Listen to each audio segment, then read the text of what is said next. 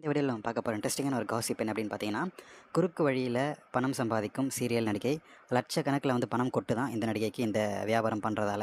So என்ன ஏது அப்படின்றத இந்த வீடியோவில் பார்க்க போகிறோம். சினிமா வாய்ப்பை தேடும் இளம் பெண்கள் சோஷியல் மீடியாவை தான் வந்து முதல்ல டார்கெட் செய்வாங்க. அதில் வந்து சீரியல் நடிகைகள் ஃபோட்டோ ஷூட்டில் அதிகமாக கவனம் செலுத்துறதுக்கான காரணம் இதுதான்.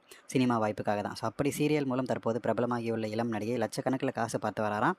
அது எப்படி என்ன ஏதுன்னு பார்த்தா, வரக்கூடிய வாய்ப்புகளை எல்லாம் தட்டி கழிச்சிட்டு இதையே ஒரு பிஸ்னஸாக வச்சுருக்கிறாரு இந்த நடிகை.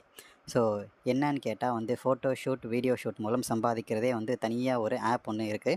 ஸோ அந்த ஆப்பை வந்து இந்த நடிகைக்கு ஏற்ற மாதிரி வந்து கஸ்டமைஸ் பண்ணிவிட்டு, அந்த நடிகை இதில் வந்து மாதம் மாதம் வந்து பல லட்சங்களை வந்து சம்பாதிச்சிட்டு வராராம். சீரியலில் நடித்தா, இல்லைனா வந்து சினிமாவில் வரக்கூடிய சின்ன சின்ன ரோல்ஸில் நடித்தா 50,000, 60,000, 1,00,000க்குள்ளே தான் இவங்களுக்கு வந்து சம்பளம் வந்து கொடுக்கப்படுது. ஏன்னா சின்ன நடிகை அப்படின்றதால. ஆனால் இவங்களுடைய ஃபோட்டோ ஷூட் மூலம் இவங்கள பார்த்து ரசித்து என்ஜாய் பண்ணக்கூடிய ஆட்கள் அந்த சப்ஸ்கிரிப்ஷன் அமௌண்ட்டை கட்டி இவங்கள வந்து தனி அறையில் இவங்க சப்ஸ்கிரைபர்ஸ் கேட்கக்கூடிய ஆடையில் வந்து நின்று அவங்கள வந்து குஷிப்படுத்துறது மூலமாக வந்து லட்சக்கணக்கில் மாதம் வந்து சம்பாதிக்கிறாங்க. கிட்டத்தட்ட 5 லட்சத்துக்கு மேலே வந்து மாதம் இந்த நடிகைக்கு சம்பளம் வருது. அதாவது அதுலேருந்து பணம் வருது அப்படின்றதான் வந்து சொல்லப்படுது.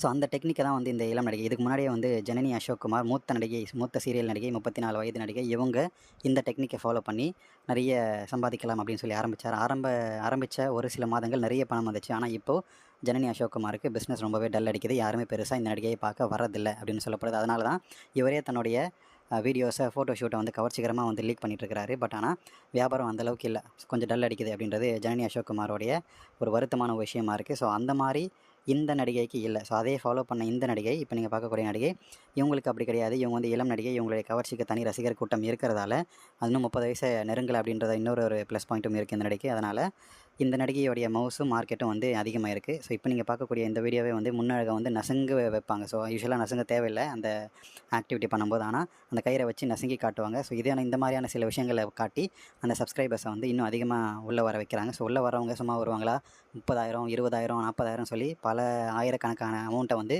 அந்த சப்ஸ்கிரிப்ஷன் காஸ்ட்டை வந்து கட்டிட்டு வராங்க. ஸோ நடிகையும் அதுக்கேற்ற மாதிரி அவங்க சொல்லக்கூடிய ஆடைகளை வந்து போட்டுட்டு வந்து, ஸோ அவங்க சொல்லக்கூடிய விஷயங்களை வந்து செஞ்சு அந்த சப்ஸ்கிரைபர்ஸை வந்து குஷிப்படுத்துகிறாங்க. ஸோ இதனால் வந்து இவங்களுக்கு லட்சக்கணக்கில் பணம் கொட்டுதான். ஸோ இந்த பிஸ்னஸை வந்து நிறைய நடிகைகள் பண்ணிகிட்ருக்கிறாங்க.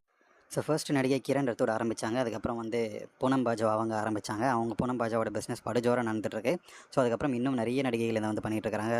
காம்னா ஜெத்மலானி, 40 வயசு நெருங்கிய இருக்கக்கூடிய அந்த நடிகை. அதுக்கப்புறம் சீரியல்னு பார்த்துக்கிட்டா ஜனனி அசோக்குமார் ஃபேமஸாக இந்த விஷயங்கள் பண்ணிகிட்ருக்காங்க. ஸோ அதே நூல் பிடிச்ச மாதிரி ஃபாலோ பண்ணியிருக்காரு இந்த நடிகை சொல்கிறேன் யார் அப்படின்னு சொல்லி நான் இதுக்கப்புறம் சொல்லணுமா அப்படின்றது தெரியல. பார்த்தாலே உங்களுக்கு தெரியும், நம்ம தர்ஷா குப்தா.